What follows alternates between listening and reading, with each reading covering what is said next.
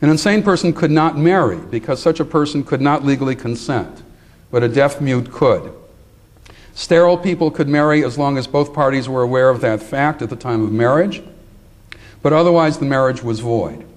Someone who exhibits no sexual characteristics, a tum-tum, could marry either a woman or a man, although the marriage had doubtful status. A hermaphrodite, an androgynous, may marry a woman but not a man because the rabbis considered such a person male. Finally, and perhaps most indicatively, just as a person who disgraces an able-bodied person must compensate the victim with money as well as seek forgiveness, so too anyone who demeans a disabled person must pay such damages. Only an insane person is not paid for this, according to the Talmud, because being insane, in the rabbi's judgment, already constituted a disgrace second to none. That last provision may disturb us, but what is remarkable is that Jews were forbidden to embarrass all other categories of disabled people and had to pay damages if they did. Dayenu. That is enough to give you a good sense of the tradition's treatment of disabilities. It is not a perfect picture. There are parts of the story and the law that we might wish were different. Those who would like to see changes in Jewish attitudes toward the disabled or the laws governing them base their arguments on the immense changes that have taken place in recent times in technology and medicine, enabling even paraplegics to get around, the deaf to communicate through sign language, and the blind to read texts translated into Braille. Psychoanalysis and drug therapies have made good progress in relieving neuroses and even psychoses. Obviously, these disabilities often still compromise a person's ability to do some things, but many maintain that the advances in what the disabled can do should move us to change Jewish law in a number of particulars. I completely agree with such moves, and I think that they are completely in line with the rabbi's careful analysis of identifying exactly what people suffering from a particular disability can and cannot do. Tonight, however, I want to try a completely different approach. I call it a Copernican revolution because, like Copernicus, who got us to think of the earth as going around the sun rather than the other way around, I similarly want to prod us to think of the world from the vantage point of the disabled. That is, I want to suggest that we think of a world in which the norm is what we now call disabled, and we able-bodied and sane people are the abnormal ones. What would, or should, Jewish perspectives and law look like then? This project of mine may seem a little crazy to you, and so before I go any further with it, I would like to point out two things that might make it seem considerably more reasonable. First, the idea struck me because of what a disabled person told me long ago, namely, that from the point of view of the disabled, all the rest of us are temporarily abled. How do you like that description of yourself? But we all know, of course, that they are right. Even Olympic athletes will, in the course of life, most likely lose at least some of their vision and hearing, and even the most nimble, those who exercise regularly, will not escape the slowing down and the aches and pains that age inevitably brings. We nervously joke about it, but even our mental processes may dull. You do not have to have full-blown Alzheimer's to become increasingly forgetful, and yes, often more crotchety, as time goes on. As my wife Marlon told me, the first time she had heard about disabilities was at a conference of the Bureau of Jewish Education in Los Angeles in 1971, when a young woman who was wheelchair-bound told the assembled teachers, "Don't care about the disabled out of sympathy. Care for them for your own selfish reasons, for you too will be like me someday." My intention is not to depress you. It is only to point out that it is not so far-fetched to think of everyone as disabled, especially as the American and Jewish populations age. Second, one is not just abled or disabled, there are degrees of disability. I, for example, have worn glasses since I was 17, and it was also during that year that I had my first asthma attack. The solution to this, of course, is obvious. Don't turn 17. But ever since then, I have lived with these disabilities.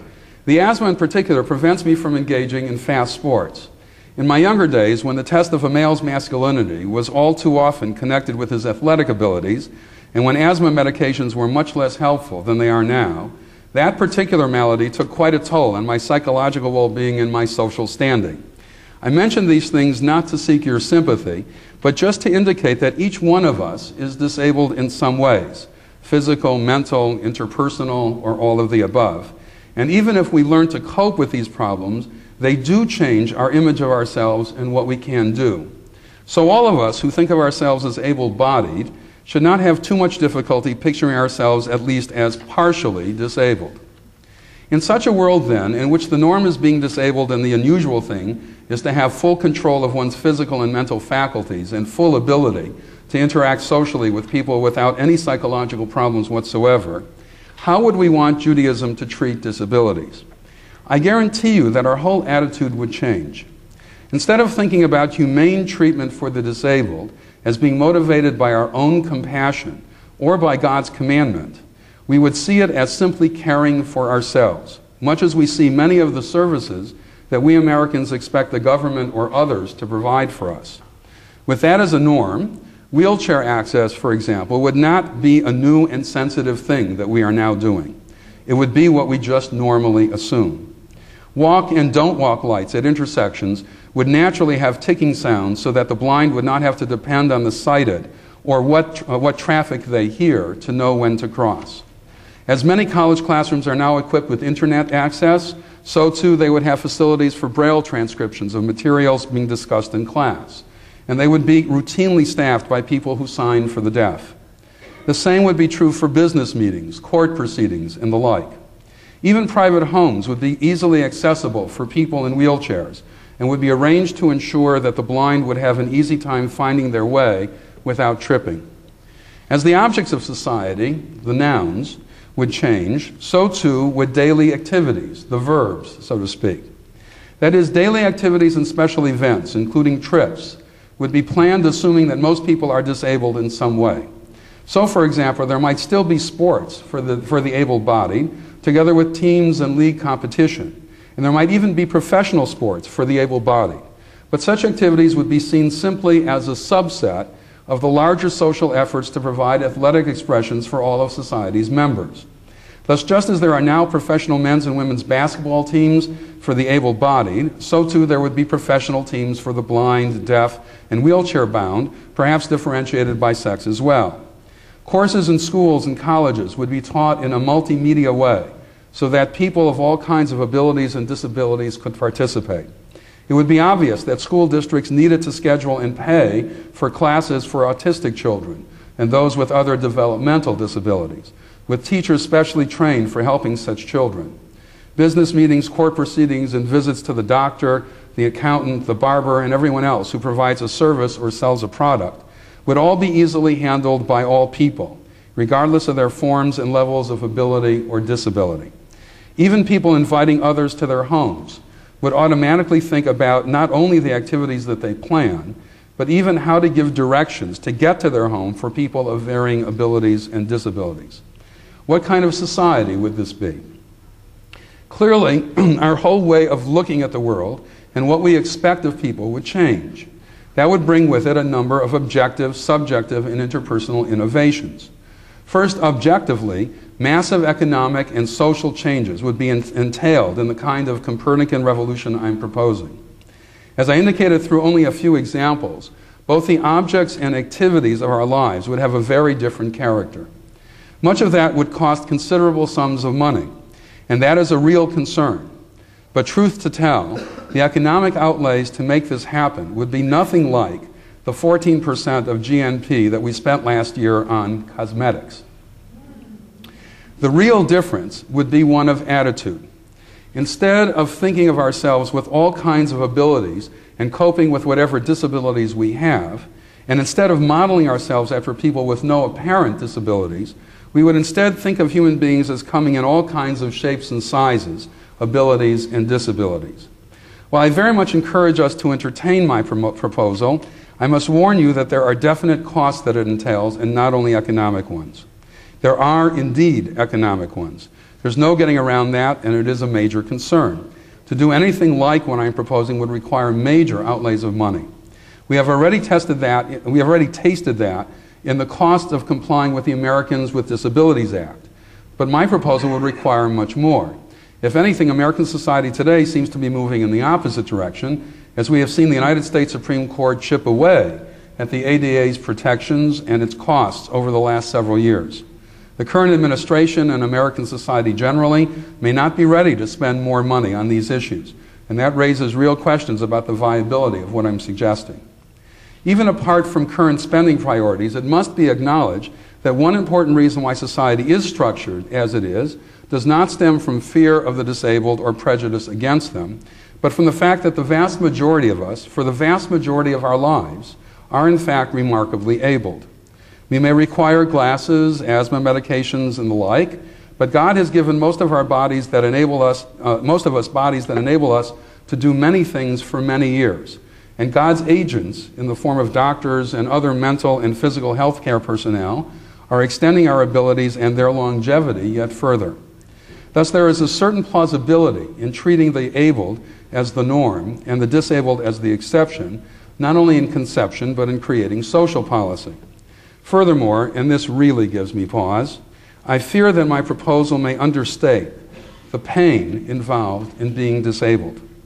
After it is all said and done, it is harder to cope with life if you are blind and most people are sighted, deaf when most people are hearing, unable to walk when most people can, or unable to learn or interact with people as most people do. This increased difficulty encompasses not only the physical trials of getting around in the world of the abled, but the emotional challenges of feeling a sense of self-worth and the social obstacles of creating friendships. I certainly do not want to minimize those problems in the least. On the contrary, my proposal aims at mitigating them by resetting the default option in society, as it were. That is, by making us think of everyone as disabled in some way. Even less do I want to stand in the way of efforts to develop cures for disabilities or better tools to cope with them. On the contrary, I want to encourage such efforts as much as possible. So my proposal making the disabled the norm should not be construed as minimizing the pain involved in disabilities or discouraging efforts to alleviate that pain. Moreover, to do what I am proposing would require us to do some considerable emotional work in readjusting our American way of thinking and feeling about ourselves. Currently, with the exception of doctors and other mental and physical health care personnel, most of us live in a state of denial for most of our lives about the disabilities that we ourselves will most probably incur at some later date. We do that in part by choosing to engage with only able-bodied people in at least the vast majority of our daily activities. We avoid visiting the sick at hospitals, not only because it is a bother and poses a real risk for infection, but also because hospitals remind us of our own vulnerability and even our own mortality, and we do not like to think about that or to feel insecure as a result. In the society that I am proposing, though, very much like the society of our great-grandparents, people would encounter others of all ages and of all abilities on a daily basis. The disabled would not be sequestered into specific institutions for them, but would rather live at home and would regularly study and work with the more able-bodied.